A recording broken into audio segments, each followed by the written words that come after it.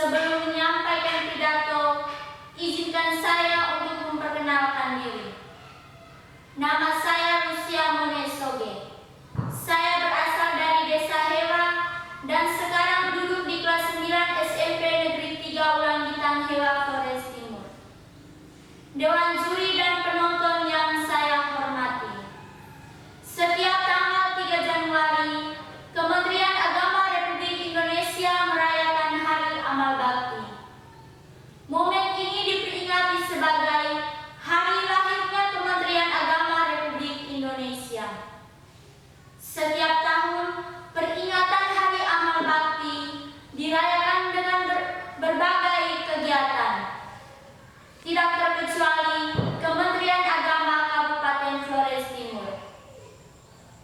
Apresiasi pantas diberikan karena pada tahun 2021 Kementerian Agama Kabupaten Flores Timur bekerja sama dengan Agupena Flores Timur menggelar perlombaan pidato untuk tingkat SMP se-Nusa Tenggara Timur secara virtual.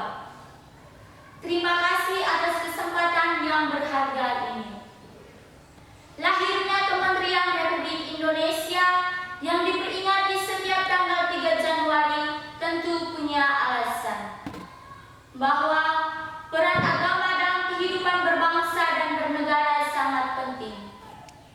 Sejak zaman pra-kemerdekaan, peran agama lewat tokoh-tokoh agama dalam perjuangan merebut kemerdekaan sangat besar. Harus diakui bahwa kemerdekaan yang kita raih tidak terlepas dari peran agamawan. Di masa kemerdekaan, peran agama juga sangat penting dalam menjaga persatuan dan kesatuan bangsa. Sebagai entitas yang mengajarkan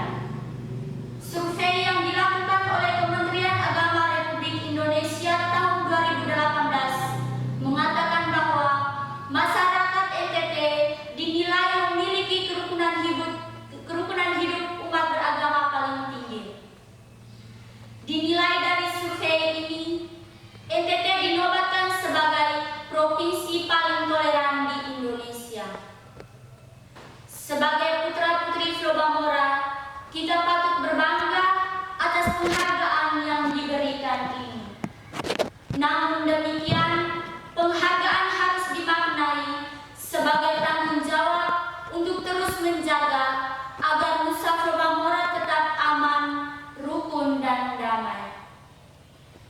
Secara faktual, kita melihat dan mengalami sendiri potret kerukunan di Nusa Flobamora ini. Di seluruh wilayah Flobamora, masyarakat hidup rukun, aman, dan damai. Perbedaan bukanlah pejuang untuk merajut persaudaraan. Justru sebaliknya, perbedaan dijadikan sebagai benang untuk menyulam perdamaian. Potret kerukunan di Nusa Flobamora, hemat saya berkat dua hal berikut. Pertama, agama. Kehadiran agama di Flobamora benar-benar membawa pesan damai.